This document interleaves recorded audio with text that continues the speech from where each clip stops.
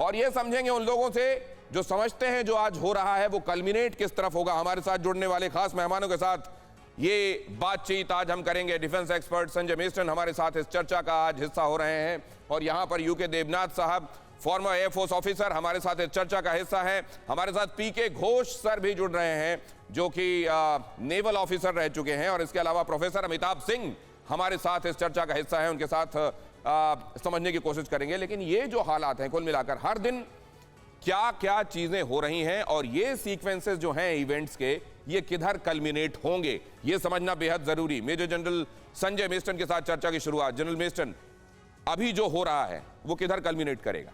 देखिए, जो अभी हो रहा है, पहले हमको ये देखना है कि इस प्रेसिडेंट पुतिन का वॉर एम क्या था। और कई स्टेटेड वॉर एम्स थे, लेकिन उसमें मुख्य था कि नाटो का मेंबर यूक्रेन नहीं बनना चाहिए और वही उनके लिए एक मैं बोलता हूँ सक्सेस स्टोन था कि वहाँ पर आगे चलने के लिए।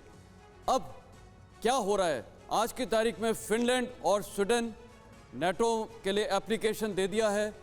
वॉर एस्केलेशन हो रहा है, तो प्रेसिडेंट पुतिन के जो स्टेटेड एम्स थे क्या वो अचीव हो रहे हैं? नहीं।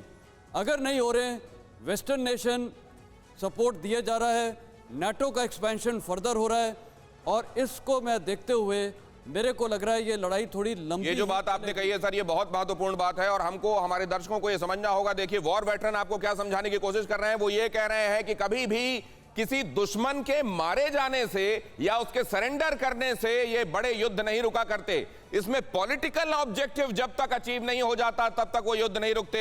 और रशिया का पॉलिटिकल ऑब्जेक्टिव ये था कि किसी भी सूरत में उसके सीमा के पास नेटो आकर नहीं बैठना चाहिए। और अगर आप देखें यूक्रेन के साथ लड़ाई इसी बात को लेकर हुई तो फिनलैंड और स्वीडन को सबक लेना चाहिए था। हुआ उल्टा, वो कह रहे हैं कि हम इनसिक्योर महसूस कर रहे हैं, हमको नेटो में जाना है, उन्होंने अप्लाई कर दिया।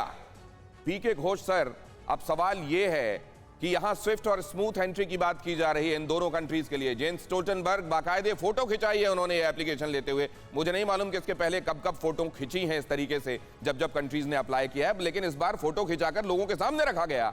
ये एक तरीके से उकसावे वाली कार्रवाई है। दूसरे मैं ये भी समझना चाहता हूं कि इतना ही स्विफ्ट और स्मूथ यूक्रेन के लिए चीजें क्यों नहीं थी? इसलिए क्योंकि फिनलैंड और स्वीडन कदरन ज्यादा समृद्ध देश हैं यूक्रेन के मुकाबले।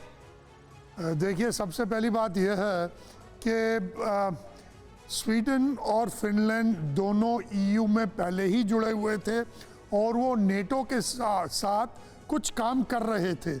तो ये एक तरह से एक फॉर्मेलिटी है कि उनको नेटो के अंदर लेना।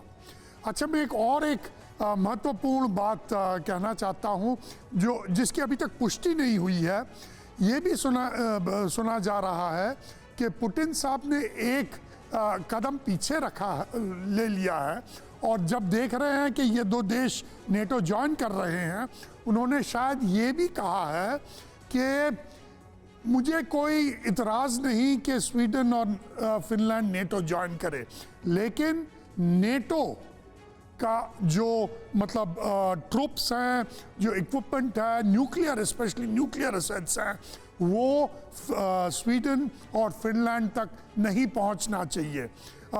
इस बात की पुष्टि अभी तक नहीं हुई है, लेकिन जिसे कहते हैं this a definite step back for Putin. क्या अब वो जो नेटो के लिए हम देख रहे थे एक बड़ा एक इसको लेकर ओपोज की स्थिति थी, क्या उसमें कहीं मेल्टडाउन नजर आ रहा है? ये एक बड़ा इशारा, इसको जरा और विस्तार से समझेंगे।